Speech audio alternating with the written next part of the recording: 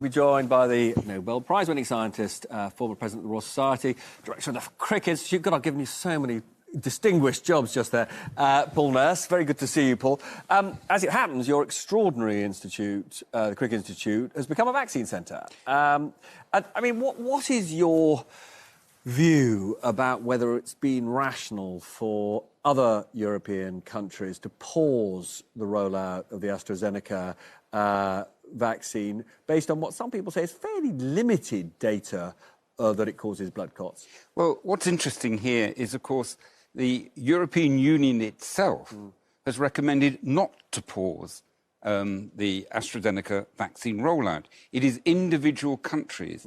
Now, what's behind that? Well, you may have come across the so-called precautionary principle. Yeah. This is a principle often talked about by NGOs, particularly popular in continental Europe, where there is an inhibition to take any risks.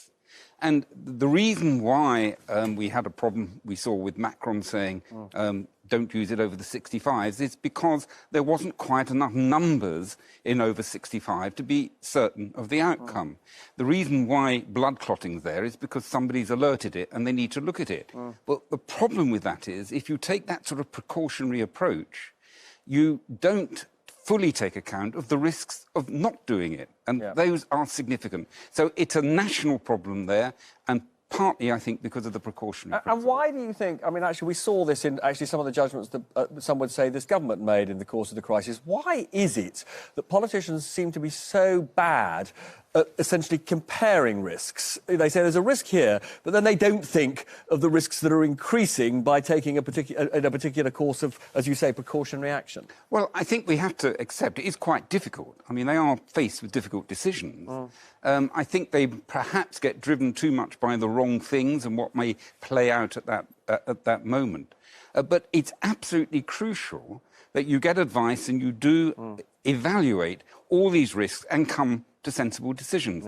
It's not sensible not to keep rolling out AstraZeneca vaccine. It is safe. It will keep our country alive.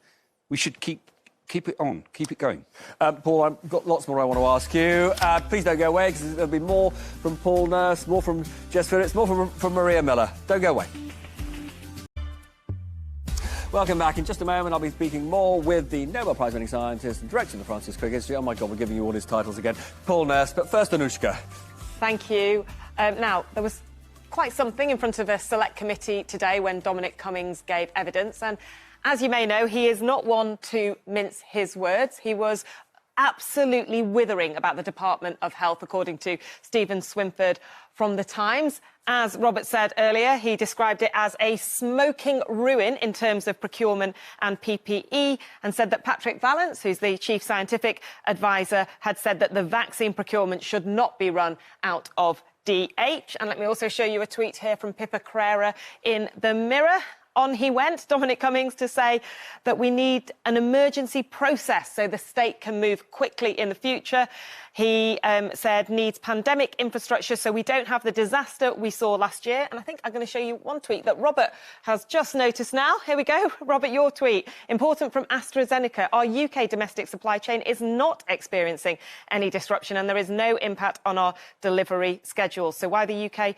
That's you, Robert. So why the UK drop in vaccinations in the coming month? We all want to know the answer. Robert. As you say, I noticed that tweet because I put it up, but literally just a minute ago, AstraZeneca gave me that statement, and it is sort of extraordinary because, as you've seen, we've seen a statement from the NHS today saying, you know, that the under-50s are not going to be vaccinated on time. That all the blame was being placed on AstraZeneca. AstraZeneca say they haven't changed their production schedule. It's all a bit of a mystery, I have to say. I mean, the thing we were talking about earlier, though, is confidence in vaccines. When we see European governments saying, you know, we're going to pause, you know, certain kinds of vaccination, you must be concerned, given that you think vaccinations are important, that British people are just going to get anxious and stop being vaccinated. Well, I'm concerned about all people in the world, and in Europe in particular.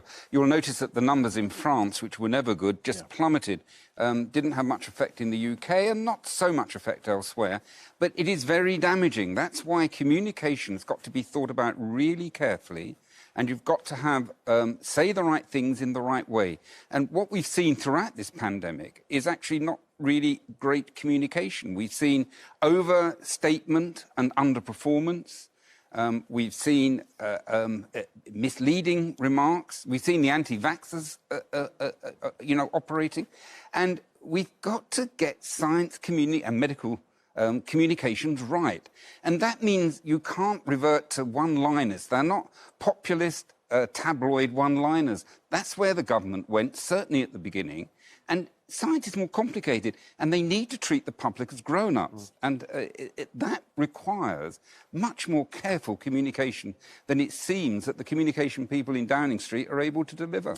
Now, talking about Downing Street, Dominic Cummings was, for most of this Prime Minister's time in office, the most powerful person in government, arguably almost as powerful as the Prime Minister himself, pushed out at the end of the year, broke his silence today. He wanted to talk about science. His big message is if you want to have big scientific breakthroughs, you've got to get rid of the bureaucrats, you've got to get rid of the rules. It's all about getting geniuses like you to just do what you want. Is he right about that? Well, you do have to reduce bureaucracy. I have to say the bureaucracy in the UK is not as high as in the United States and many other countries. So let's get that straight. We have excellent organisations. The main driver of science and innovation built on science is UKRI. It's a body that encompasses all science. He wants his new body, ARIA, to be separate from UKRI. Is that a mistake, then, in your opinion? I think it was a mistake. It's small, so it's not a big mistake, because the amount of money going into it is relatively small. Quite a lot, isn't it? 800 million? Well, it is, but if you compare it with 8 billion, I think, or whatever UKRI is. Yeah. But UKRI is the engine of discovery research and of innovation built on it. I'd have put ARIA in there. I don't think it matters too much that it's separate, but don't try and portray that as hugely bureaucratic. Of course, there's bits that are bureaucratic. I worked in the United States 8 years, ran a research university.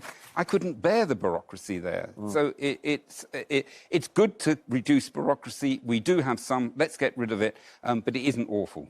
And then on the vaccine programme, I think most people would say that Britain's not done badly internationally in terms of getting the vaccines into people's arms. No, it's very good. It's done well. He said that he thought the big breakthrough was essentially setting up this new thing, the vaccine task force. He didn't have a lot of positive things to say about the NHS, for example. What did you make of that? I don't think that's entirely fair. Kate Bingham, who was the person who chaired it, happens to be one of my trustees of the Francis Crick Institute, so I'm clearly had to be careful, have to be nice to Kate. But she did a great job. She knew what she was doing. We can't say the same thing about testing and tracing, by the way. Nothing like that. Vaccines were done well. The companies got themselves together. Oxford was great, produced something very, very quickly. And Oxford, of course, is public sector. Sorry, just let me... Funded by UKRI, the institution. That's where the money came from into Oxford for many years. Sorry. No, I was just saying, I mean, as I say, he thinks you've got to sort of tear everything up. You, I think, would say that we have got institutions that work well. Francis Crick Institute does everything that he asked for. We're not bureaucratic, we're agile, we make great choices, we're work-off centre, away from the mean. It's all already in place. You don't have to rip it up. What you have to do is encourage success. We already have it. As always, it's a joy to see you. Come back soon.